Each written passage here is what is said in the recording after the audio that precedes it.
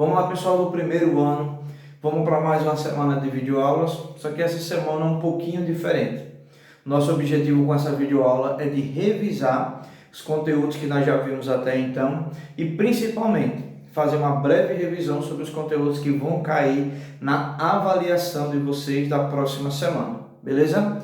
Então eu vou expor nessas videoaulas, relembrar rapidamente alguns dos conteúdos que vão cair na prova, como também eu vou delimitar quais serão os conteúdos cobrados na avaliação, beleza?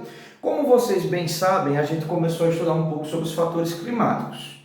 E aí lembra logo a frasezinha, Renato conheceu Maria, mas correu almoçando lasanhas e vegetais. Eu sei que assusta a quantidade de fatores climáticos, são 8 ao total. Então, qual é o nosso objetivo aqui? Nós vamos sintetizar o estudo dos fatores climáticos da seguinte forma. Para essa unidade, nós vamos analisar 4 fatores climáticos, na próxima unidade mais 4, para a gente não estar sobrecarregando e principalmente não criar confusões. Os 4 fatores que eu escolhi aqui foram escolhidos realmente a dedo. Por quê? São fatores que eles vão estar desassociados daqueles fatores que podem criar alguma confusão. Por exemplo, Lima, coloquei aqui para vocês nessa unidade relevo, mas não coloquei altitude, que são 2 fatores climáticos que poderiam criar alguma confusão, porque se assemelham. Mas eu coloquei maritimidade e continentalidade, que são 2 fatores climáticos que, se você entendeu um, você vai entender o outro. Você não precisa estar estudando os dois. Se você aprender o que é maritimidade, você vai saber o que é continentalidade. Se você, na hora da prova, lembrar o que é continentalidade, você vai lembrar o que é maritimidade, porque um é exatamente o oposto do outro. E vamos começar com esses dois aqui, ó. Vamos relembrar esses dois. O que é que são maritimidade e continentalidade? Quando eu falo maritimidade, eu estou falando de lugares próximos ao mar, lugares próximos à faixa litorânea. Quando eu falo de continentalidade, eu estou falando de lugares que estão dentro dos continentes, ou seja, lugares distantes do mar. Então, primeira coisa que você tem que saber para a prova: maritimidade, próximo ao mar; continentalidade, distante do mar, dentro do continente. Beleza? Quais são as características climáticas das áreas com maritimidade e continentalidade? A maritimidade, ela vai ter uma amplitude térmica pequena. A continentalidade vai ter uma amplitude térmica grande. E aí você pode estar se pensando, Lima, lembra aí novamente o que é esse conceitozinho de amplitude térmica, porque eu sempre me confundo. Amplitude térmica é a variação entre a temperatura máxima e a temperatura mínima em um determinado momento, beleza? Então, por exemplo, lugar que está banhado pelo mar, como por exemplo Aracaju. Em Aracaju, a amplitude térmica ela vai ser baixa. Se faz 30 graus durante o dia, vai fazer no mínimo 25 graus, ou melhor dizendo, no máximo 25 graus durante a noite. Certo? Então, a amplitude térmica nesse caso ela é bem reduzida. Agora, um lugar como, por exemplo, Glória, no sertão sergipano, tem uma amplitude térmica alta. Em alguns momentos do ano, pode fazer 30 graus durante o dia e 10 à noite, 5 graus à noite. Já teve caso de em Glória ser registrado 0 grau de temperatura durante a noite. Beleza? Então, o que é que você precisa lembrar para fazer uma boa prova? Que a maritimidade é o lugar próximo aos oceanos e a continentalidade são os lugares distantes dos oceanos. Beleza? Quando eu estou próximo dos oceanos, amplitude térmica baixa. Quando eu estou distante dos oceanos, amplitude térmica alta. Amplitude térmica, variação entre a temperatura dentro de um dia. Beleza? Entendendo o que é maritimidade e continentalidade, vamos entender agora como o relevo atua sendo um fator climático. O relevo ele atua bloqueando as passagens das massas de ar. Beleza? Então, por exemplo, o meu braço aqui é uma forma de relevo, esse piloto é uma massa de ar. A massa de ar geralmente vem do litoral para o interior, quando se encontra com a forma de relevo, não consegue passar porque ela é bloqueada. O que é que vai acontecer? De tanto tempo que ela vai ficar estática, próxima a essa forma de relevo, ela não vai conseguir suportar e ela vai acabar descarregando toda a chuva que nela tem. Quando ela descarrega essa chuva, o que é que acontece? Ela fica mais leve, ela ascende, ela sobe atinge uma altitude que consegue passar dessa forma de relevo e segue seu caminho. Beleza? Tá, Lima, mas como é que isso vai acabar interferindo no clima?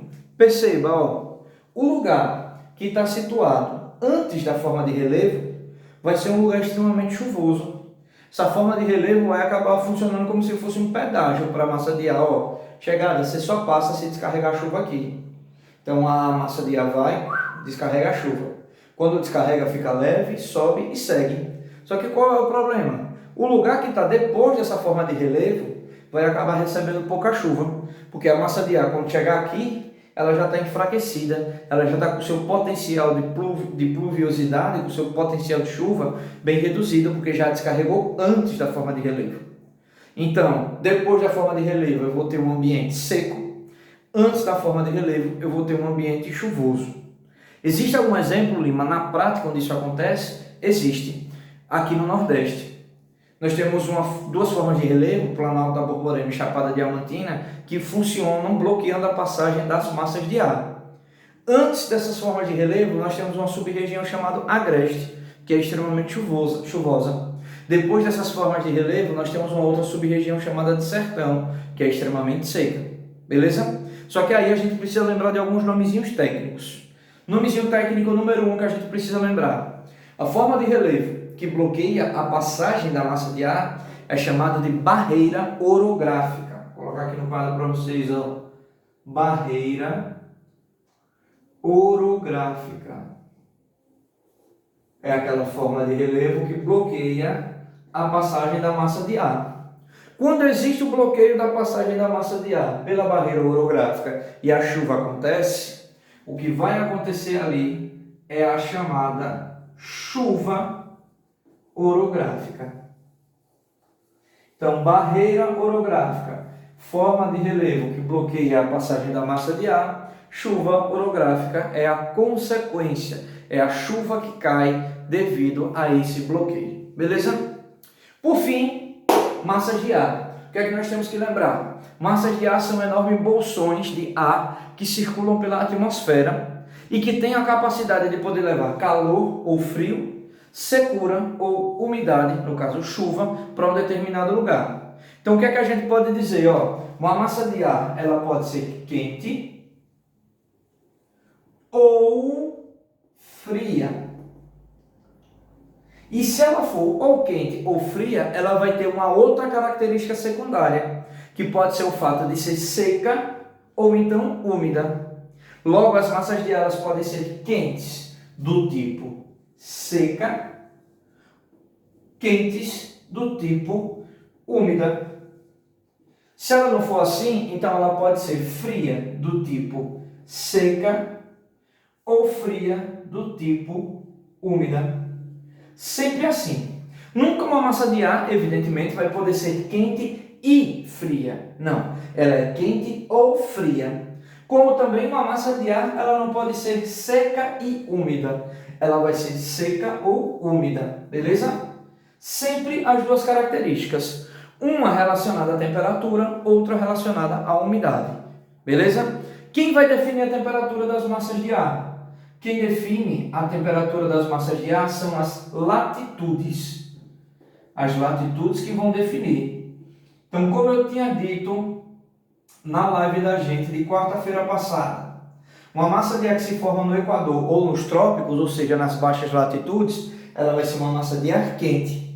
Uma massa de ar que se forma nos polos ou próximos a eles, ou seja, em baixas latitudes, vão ser massas, ou em altas latitudes, vão ser massas de ar fria. Então, massas de ar quentes, baixas latitudes, trópicos ou Equador. Massas de ar frias, altas latitudes, lugares próximos aos polos. Lima, e quando é que ela vai ser quente ou quando é que ela vai ser seca ou úmida? As massas de ar seca, elas se formam nos continentes. As massas de ar úmidas, elas se formam nos oceanos. Na live de quarta-feira, nós vamos fazer alguns exercíciozinhos sobre massas de ar, porque é um assunto que pode gerar alguma duvidazinha maior para vocês, beleza? Espero que vocês tenham entendido a revisão. Deem uma olhadinha nas videoaulas anteriores, nos exercícios, pesquisem na internet, anotem as dúvidas que eu vou esclarecer tudo isso na nossa live de quarta-feira, beleza? Forte abraço e até quarta.